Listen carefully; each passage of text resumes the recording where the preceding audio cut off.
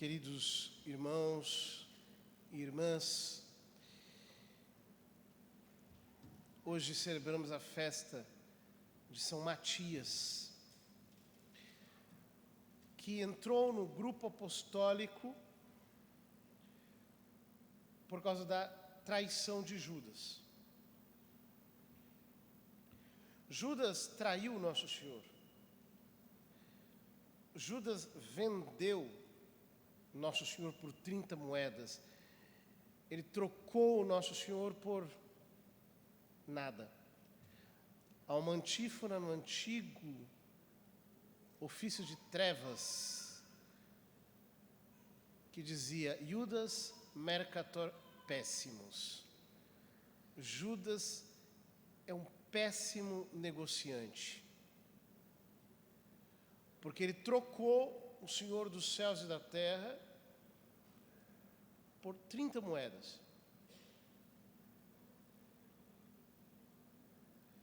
No entanto, o seu lugar não ficou vazio. Deus o preencheu com um outro chamado. E é impressionante como os apóstolos, com toda reverência, se põem a escutar Deus e a deixar com que Deus coloque alguém no lugar de Judas. Por quê? Alguém precisava ocupar o lugar de Judas. Porque o colégio apostólico apresenta os 12 patriarcas do novo povo de Deus. Assim como os 12 filhos de Jacó foram os 12 patriarcas de Israel, de tal modo que seus descendentes, pela reprodução carnal, remontavam a um dos 12 filhos de Jacó. No Novo Testamento, Cristo estabeleceu que os 12 apóstolos fossem os patriarcas do novo povo de Deus, o que mostra que ele estava efetivamente criando um povo, ele estava formando uma nova nação sacerdotal, como diz o apóstolo São Pedro, mas que já não se multiplicaria mais pela reprodução física, e sim pela reprodução da palavra, ou seja, pela fé, pela difusão da fé apostólica.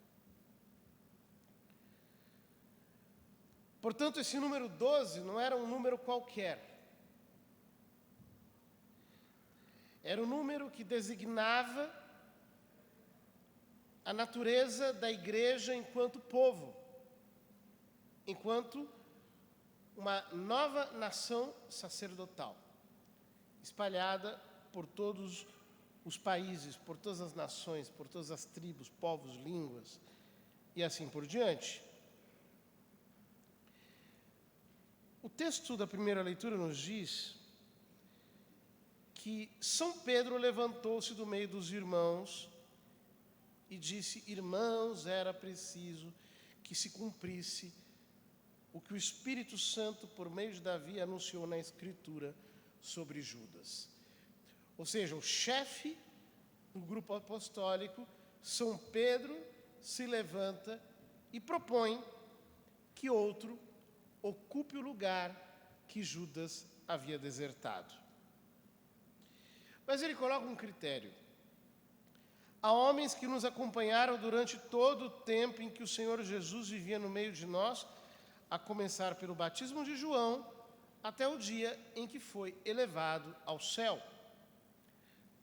Ou seja, é preciso que, para cumprir o ofício apostólico, o homem seja testemunha de toda a vida de Cristo. Por quê?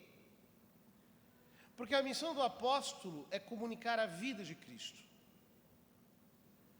É pregar o Evangelho. É dizer o que Cristo fez e ensinou. Ele não está lá para inventar nada, para criar modas. Ele não está ali para fomentar a sua mania de inovações. Ele deve transmitir um depósito que ele recebeu, pelo qual ele deve ser fiel até o fim. Por isso, diz São Paulo, nós nos anunciamos Cristo, e Cristo crucificado. Escândalo para os judeus, insensatez para os pagãos, mas para nós que cremos, sabedoria de Deus.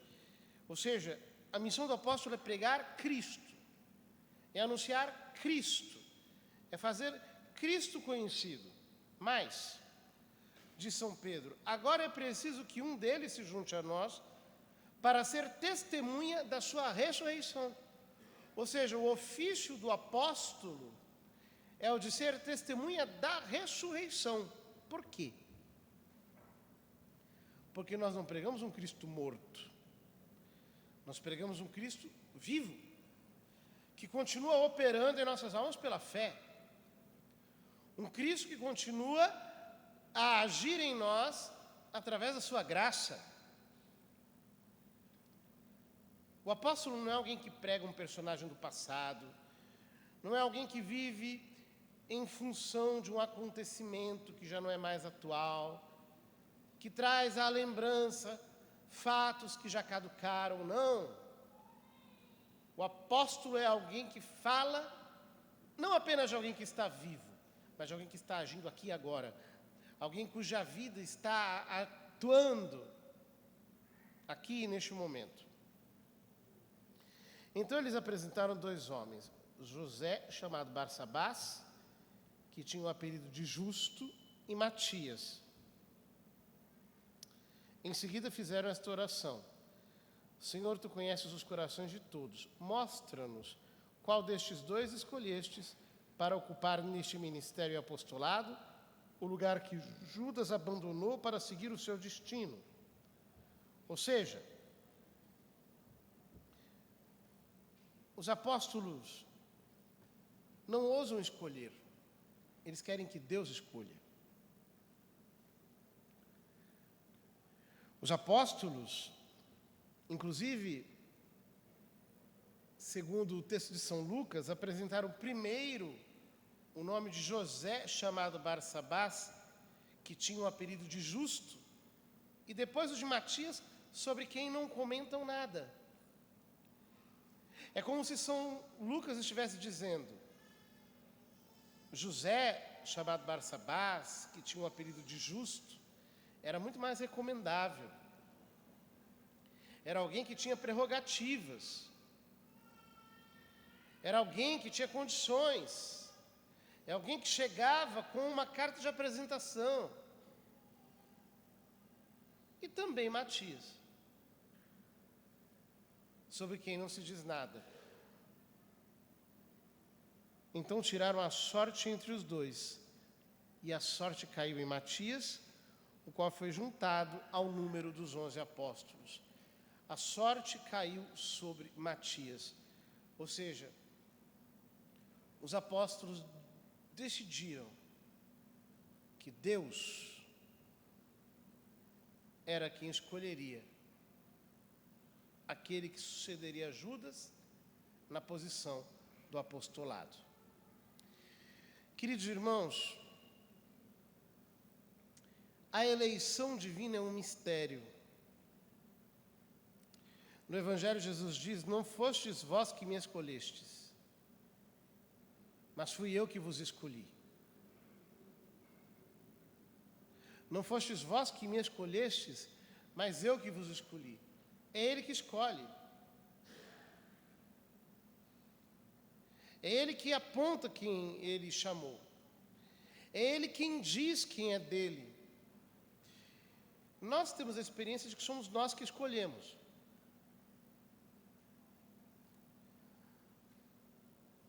É muito interessante que Jesus diz no Evangelho: muitos são convidados, mas poucos os escolhidos.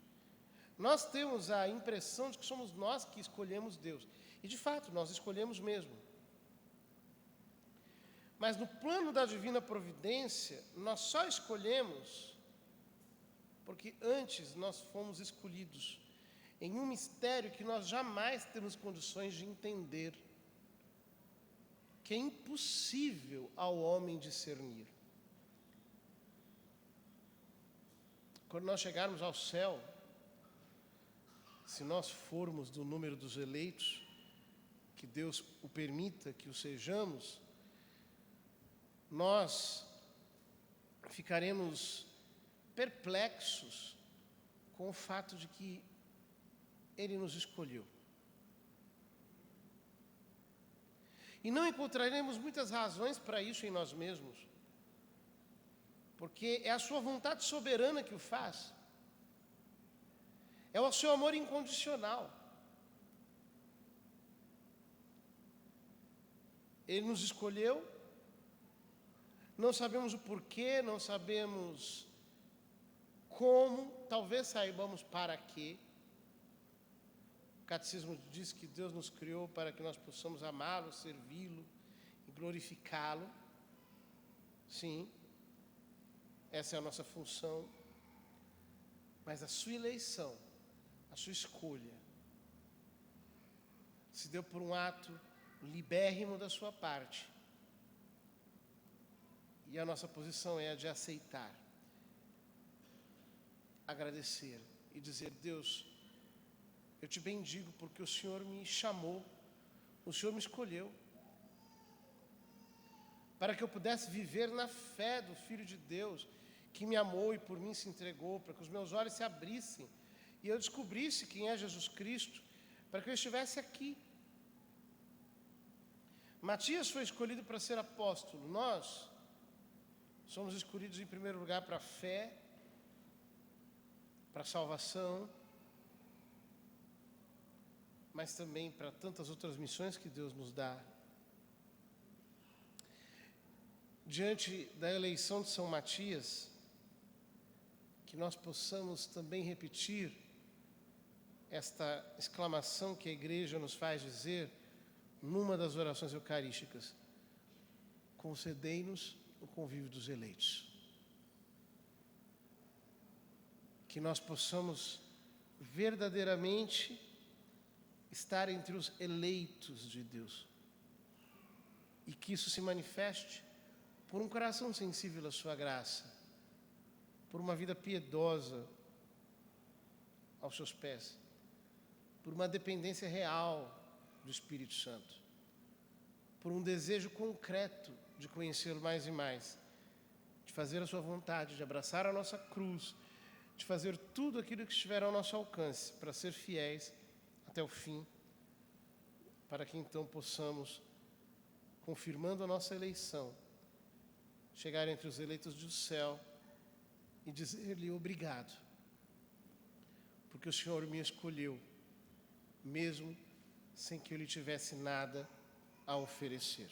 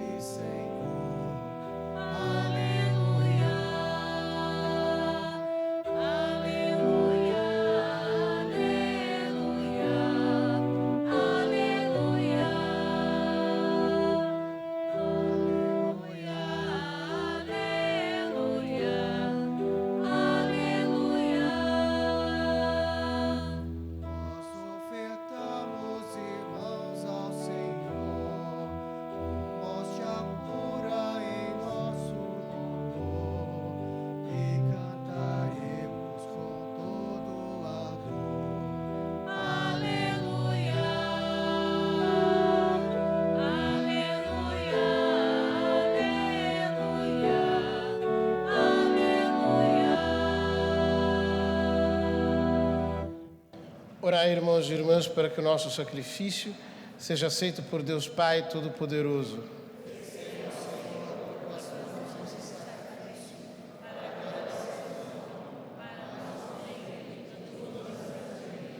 Recebeu, Deus, as oferendas da vossa igreja que vos apresentamos com devoção na festa de São Matias e confirmai-nos por meio delas com a força da vossa graça. Por Cristo nosso Senhor. Amém. O Senhor esteja convosco. Corações ao alto. Demos graças ao Senhor nosso Deus. Na verdade, é justo e necessário, é nosso dever e salvação, dar-vos graças sempre e em todo lugar, Senhor Pai Santo, Deus eterno e todo-poderoso.